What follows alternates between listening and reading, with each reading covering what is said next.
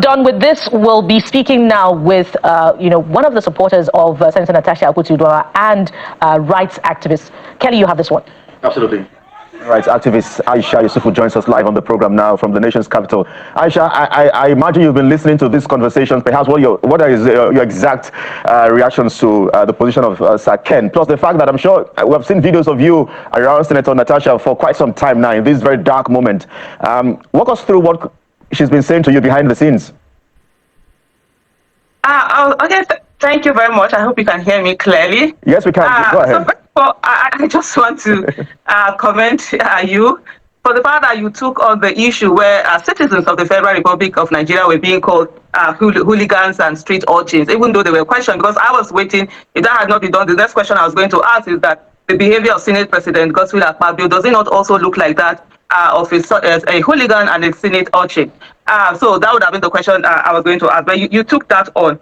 For me, I would say, haven't listened, just listened to all the things that had been said. One of them, and where you saw the people of Kogi, the Kogi Central Senatorial Zone coming over to Abuja and saying enough is enough.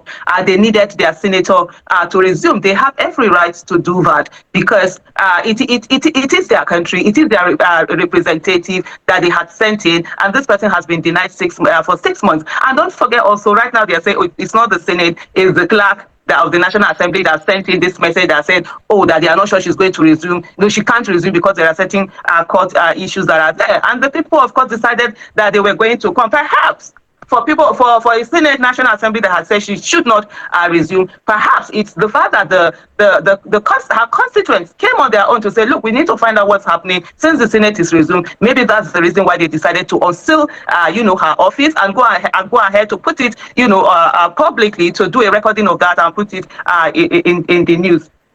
So that's some of the things. But having said that, it's for me, before I even go into there were quite some interesting things that came out from the conversation, that I just listened to. And one of them, when he talked about the fact that the issue of the sexual harassment in state court, I am not aware of that.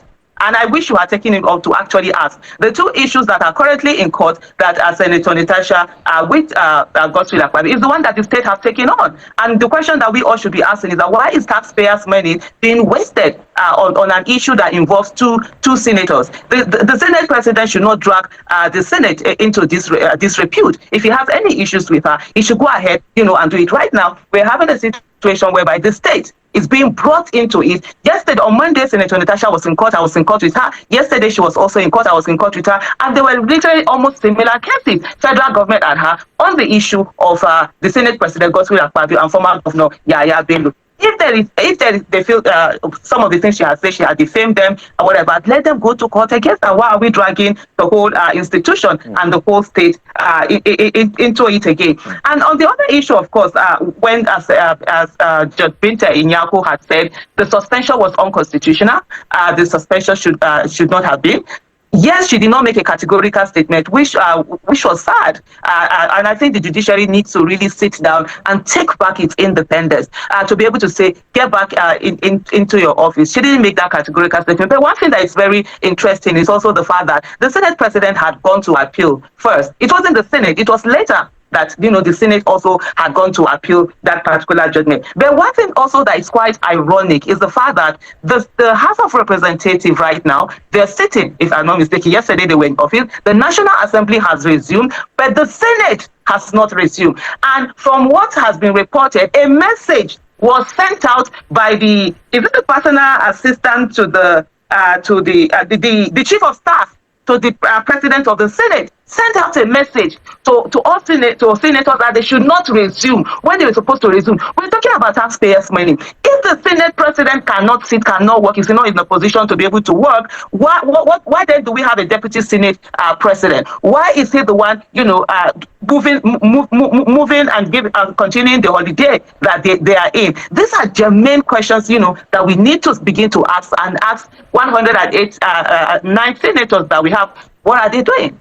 Or should I say 108, if we take out the Senate President? Why are they allowing one person to, on his own private and personal basis and issue continue to control the Senate. And having said that is to say, I'm really wondering that the person who spoke last is taking credit for the hard work of Senator Natasha Akpoti-Uduaghan. That even when she was not in office, the things that she has put in her bill has passed. She has done so much in the little time that she has been there. Why, if the Senate was the one that confers this on senators, why did they not confirm the same thing on the remaining 108 or 107 senators that are there? She is hardworking. She puts in everything. Even while she was on suspension, she was working so hard for her people, and that's why you saw the massive support. And they came all the way from Kogi State to come and ensure that their senator gets into office and not only resume peace there. Then the other issue, where they're saying there's also something quite interesting that was reported, yesterday in the media,